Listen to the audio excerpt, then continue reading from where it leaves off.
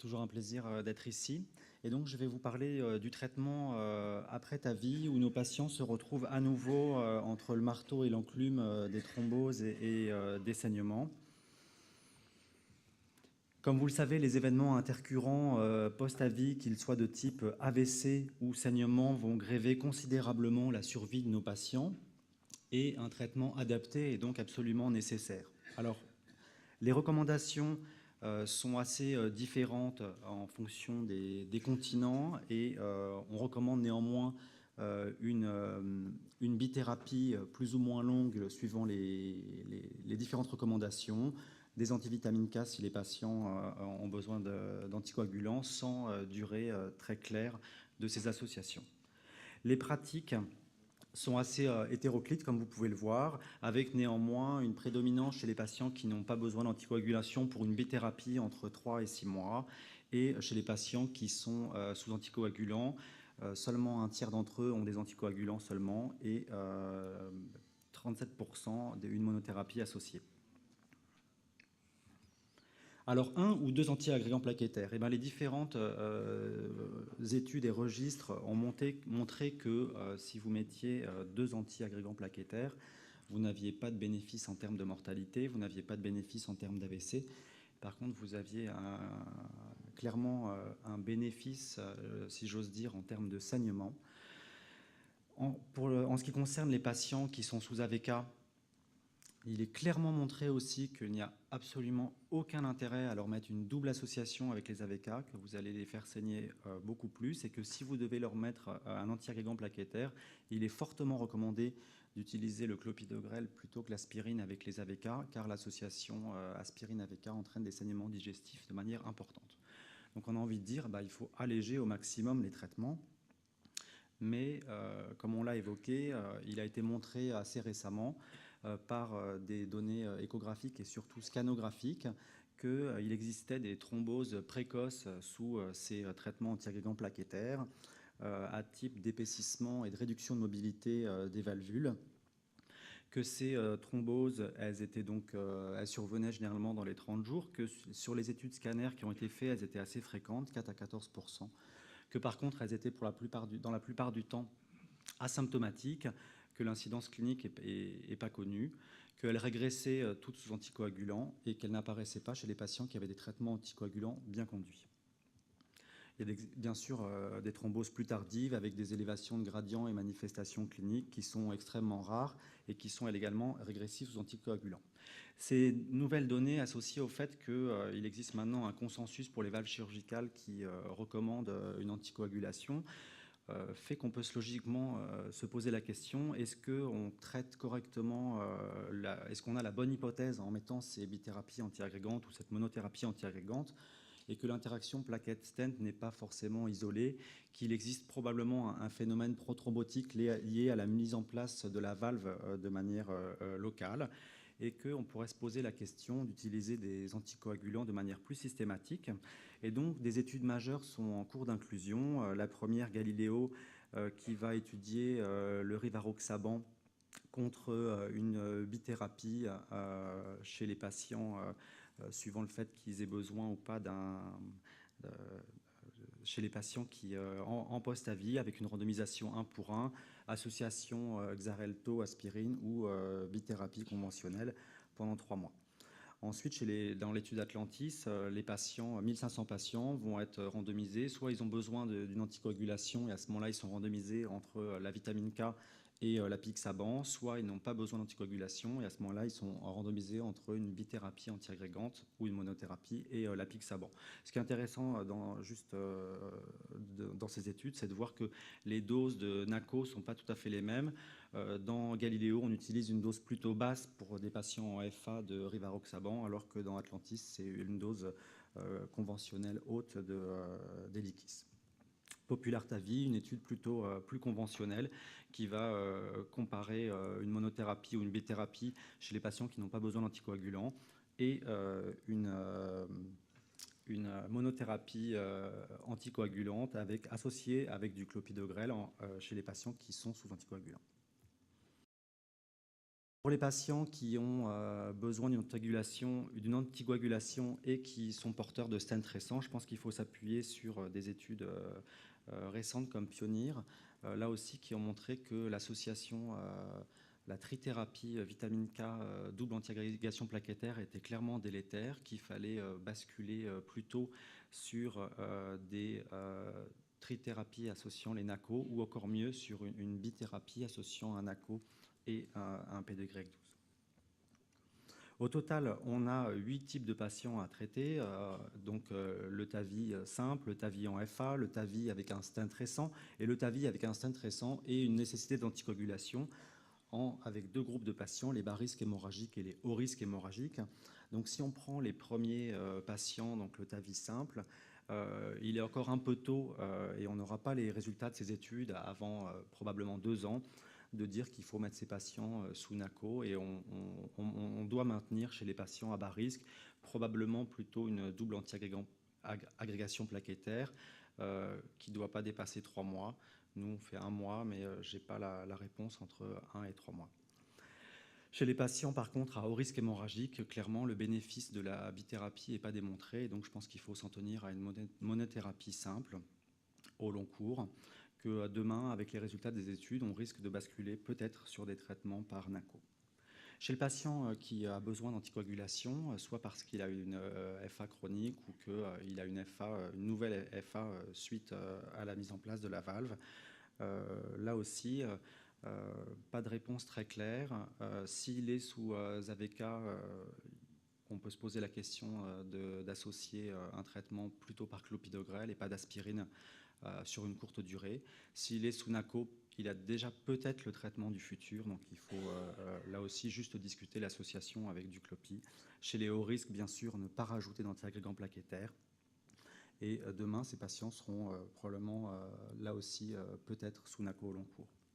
Chez le patient qui a un stent récent, à bas risque hémorragique, je pense qu'on peut s'en tenir à un traitement conventionnel en post-stenting avec une bithérapie après le stent. Demain, il faudra probablement basculer sur un traitement NACO plus clopidogrel. Chez les patients à haut risque hémorragique, eh bien, en se basant sur les données de Leaders Free, je pense qu'il n'y a aucun bénéfice à leur mettre des durées longues de bithérapie antiagrégante, qu'une bithérapie de 1 mois suivie d'une monothérapie sera probablement suffisante. Chez les patients qui ont eu un TAVI, qui ont un stent récent et qui ont une nécessité d'anticoagulation, c'est peut-être les choses qui ne sont pas les plus compliquées parce que on a des données qui montrent qu'il faut faire une trithérapie courte quand ils sont à bas risque hémorragique, que maintenant, avec les données de Pioneer, on peut penser qu'un ACO et un P2Y12 sur une durée adaptée à la mise en place du stent est suffisante. Chez les patients qui sont à haut risque hémorragique, je pense qu'il faut éviter au maximum la trithérapie et en se disant qu'il faudra savoir si les NACO seuls font mieux que les AVK au long cours dans le suivi de ces patients. Pour conclure, je voudrais dire que des grandes études sont en cours. On n'aura pas les résultats probablement avant High-Tech 2019 ou 2020, qu'elles vont donner une place au NACO qui est probablement plus importante. Que par contre, ça va être difficile de pouvoir répondre. Est-ce que les NACO sont équivalents entre eux? Quelles sont les doses exactes dont les patients vont avoir besoin? Là, on part du postulat que toutes les valves ont besoin du même traitement. Est-ce que c'est réellement le cas? Et puis, en allant vers le risque intermédiaire, le bas risque dont on a parlé, on va aller vers une hétérogénéité de patients de plus en plus large. Est-ce que les patients plus jeunes, est-ce que les patients de plus de 90 ans ont besoin des traitements identiques? C'est probablement non. Je vous remercie beaucoup pour votre attention. Merci, merci beaucoup. Est-ce qu'il y a des questions à ce sujet? On peut se demander, Thomas, si déjà il y a un intérêt vraiment à la bithérapie antiplaquettaire, parce qu'on a quand même l'impression que c'est plutôt le le choix du type d'anticoagulation. Et est-ce qu'on ne devrait pas s'affranchir complètement des antiplaquettaires si le patient n'a pas de coronaropathie TNT associée, et plutôt maintenant discuter du fait de systématiquement mettre en place une anticoagulation, parce que quand on regarde, il y a un tiers des patients qui passent en FA à un moment ou à un autre de leur suivi, quoi. Je pense qu'on sous-estime énormément les passages en FA dans les suites du TAVI, et qu'effectivement, ces patients-là, ils vont clairement pas bénéficier du tout d'une bithérapie antiagrégante, hein. On peut se demander pourquoi on ne suit pas finalement la stratégie chirurgicale, hein. C'est quand même assez logique finalement. Est-ce qu'il y a des questions dans la salle? Oui.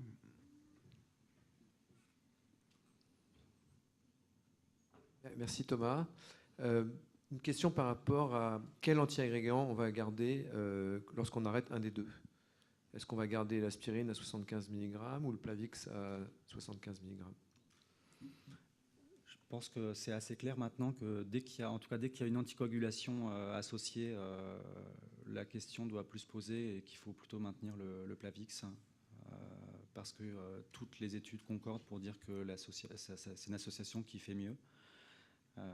Ensuite, sur un traitement uniquement antiagrégant plaquettaire, s'il faut mettre Cardégique ou Plavix, j'ai pas de réponse à donner. Juste une dernière question avant le commentaire de Martine. Est-ce que par le passé, tu as adapté un petit peu ton type d'anticoagulant ou de traitement antiplaquettaire à la complexité de la procédure? Maintenant, on a un peu plus de sécurité avec les prothèses qu'on a, mais est-ce que par le passé, tu t'es dit, tiens, ça a été un peu compliqué, j'ai dû mettre une seconde valve, j'ai dû faire plusieurs manœuvres, je vais le laisser sous anticoagulant pendant quelques temps? Oui, bien sûr, sur des procédures où tu penses que le patient va avoir besoin d'une bithérapie longue et que ça n'impacte pas son risque hémorragique, c'est des questions qu'il faut se poser. À quoi tu penses par rapport, autre que valve-in-valve, autre que d'avoir deux valves? Qu'est-ce qui peut t'inciter à faire ça? Et le valve-in-valve, déjà, moi je me Ouais, pose ça, vraiment c'est la sûr. question. Ouais, je suis d'accord. Ouais. Toi, tu parles du TAV-INTAV. Le fait d'avoir mis Oui. deux prothèses, pendant, Oui. ça c'était effectivement une des situations pour lesquelles j'avais plutôt tendance à laisser le patient sous anticoagulant, parce qu'on n'était pas très... L'autre situation, c'est les valves qui ont pu emboliser par le passé. D'avoir une valve qui est dans l'aorte abdominale avec une ouverture des sigmoïdes qui n'est pas garantie. Est-ce que ce n'est pas une indication justement à protéger un peu plus ce patient-là? Et après, le valve-in-valve en tant que tel, avec peut-être toute la rhéologie, les modifications qu'il y a, est-ce que ce n'est pas une autre indication pour laquelle on devrait privilégier les anticoagulants de façon systématique? Donc il y a encore des questions. Martine, une petite dernière. Juste pour commenter qu'on ne peut pas éliminer l'aspirine. Je suis toujours impressionnée, c'est-à-dire que Pioneer n'a fait que 2 bras, enfin ils n'ont pas du tout testé l'aspirine, sur prétexte comme ça, parce que Wust ne l'avait pas fait. Mais Wust était une étude, comme je le dis, de safety. Pioneer, c'est une étude de safety, c'est pas du tout une étude pour la thrombose. Elle n'est pas du tout designée pour. Donc, ils ont testé avec le Plavix versus pas, et ça ne veut rien dire. L'aspirine n'est pas testée. Donc, l'aspirine n'est pas du tout enterrée. Ça, c'est un premier temps. Et puis, il me semble qu'il y a 2-3 ans, on parlait de la résistance, entre guillemets, au clopidogrel avec des tas de... Et là, on n'en parle plus maintenant parce que c'est bon, Pioneer et Wust n'ayant pas testé l'aspirine. Donc, c'est pour ça que je ne suis pas sûre qu'on puisse répondre. La seule chose, c'est que si on laisse un antiagrégant associé à l'anticoagulant, ça peut être l'aspirine ou le clopidogrel, mais je ne pense pas qu'on ait la réponse pour éliminer l'aspirine ou dire que le clopidogrel est mieux. C'est sûr que dans Pioneer, le bras trithérapie s'est probablement fait plomber parce que la trithérapie était maintenue entre 6 et 12 mois, donc ça c'est très critiquable. Ensuite, il y a quand même des études qui ont montré que le clopi avait l'air de faire moins saigner associé aux AVK. Je ne parle pas des NACO. Éric Durand, mais c'est bien parce que tu es de Rouen. C'est gentil, chef. J'ai une question. Le scanner là, qui change tout, il y a quand même un papier récent qui montre qu'avec la Sapiens, c'est 7 à 10% quand on fait le scanner à 1 mois. C'est probablement un peu moins avec la Corvalve. Est-ce que la solution, ce ne serait pas de dire je fais un scanner à 1 mois, c'est un scanner sans injection en plus, et de se dire, si j'ai pas d'image, je mets pas d'anticoagulant, et si j'ai des images, je mets un traitement anticoagulant. Parce que pour l'instant, on parle quand même de patients qui sont à haut risque hémorragique avec ces traitements. En plus, on ne sait pas quelle dose, quel traitement leur donner. Donc, est-ce que c'est pas ça, peut-être aussi, qui pourrait être discuté? Tu lances une étude, c'est très bien, Eric. De toute façon, il y a des études sur le scanner. Et Galileo, il y a une sous-étude scanner aussi. Donc, on va avoir des réponses, justement, sur le scan. Et l'étude Resolve aussi. Merci beaucoup, Thomas.